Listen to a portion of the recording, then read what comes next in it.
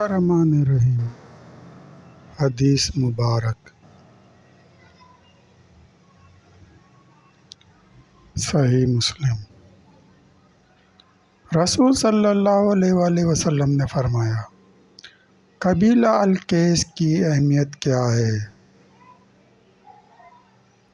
حضرت ابو جمرہ رضی اللہ تعالیٰ عنہ سے روایت ہے کہ میں حضرت ابن عباس رضی اللہ تعالیٰ عنہ اور دوسرے لوگوں کے درمیان ترجمانی کیا کرتا تھا۔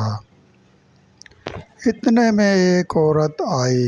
اس نے حضرت ابن عباس رضی اللہ تعالیٰ عنہ سے گڑھے کی نبیذ کے متعلق مسئلہ پوچھا تو حضرت ابن عباس رضی اللہ تعالیٰ عنہ نے جواب دیا کہ قبیلہ القیس کا ایک وفد رسول صلی اللہ علیہ وآلہ وسلم کی خدمت میں ایک مرتبہ حاضر ہوا تو آپ صلی اللہ علیہ وآلہ وسلم نے فرمایا، یہ کون سا وفد ہے یا کس قوم سے ہیں؟ تو وفد والوں نے عرض کیا کہ خاندان ربیعہ سے۔ تو آپ صلی اللہ علیہ وآلہ وسلم نے اس وفد کو خوش آمدید کہا اور دعا دی کہ اللہ تعالیٰ تم کو رسوا اور پشیمان نہ کرے۔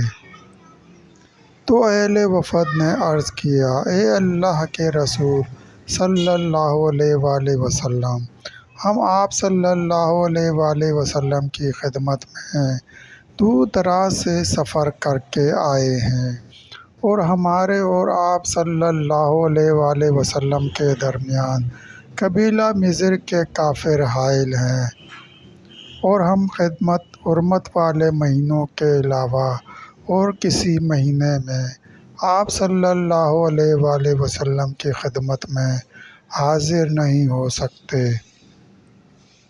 اس لیے آپ صلی اللہ علیہ وآلہ وسلم ہمیں کوئی ایسا امر فیصل بتا دیں جس پر ہم خود بھی عمل کریں اور اپنے قبیلے کے لوگوں کو بھی اس پر عمل کرنے کی دعوت دیں اور ہم جنت میں داخل ہو جائیں۔ تو آپ صلی اللہ علیہ وآلہ وسلم نے ان کو 4 چیزوں کے کرنے کا اور 4 چیزوں سے رک جانے کا حکم دیا۔ نمبر 1، آپ صلی اللہ علیہ وآلہ وسلم نے ان کو ایک اللہ پر ایمان لانے کا حکم دیا اور بخود ہی فرمایا، کیا تم جانتے ہو کہ ایک اللہ پر ایمان لانے کے کیا معنی ہیں؟ تو وفد والوں نے عرض کیا، اللہ اور اس کا رسول صلی اللہ علیہ وآلہ وسلم ہی بہتر جانتے ہیں۔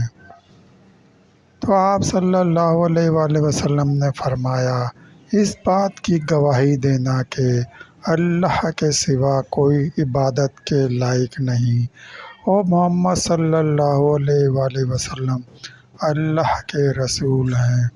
نمبر 2، نماز قائم کرنا۔ نمبر 3، زکوٰۃ ادا کرنا۔ نمبر 4، رمضان کے روزے رکھنا اور نمبر 5، مال غنیمت کا 5واں حصہ ادا کرنا۔ اور آپ صلی اللہ علیہ وآلہ وسلم نے ان کو 5 چیزوں سے منع فرمایا۔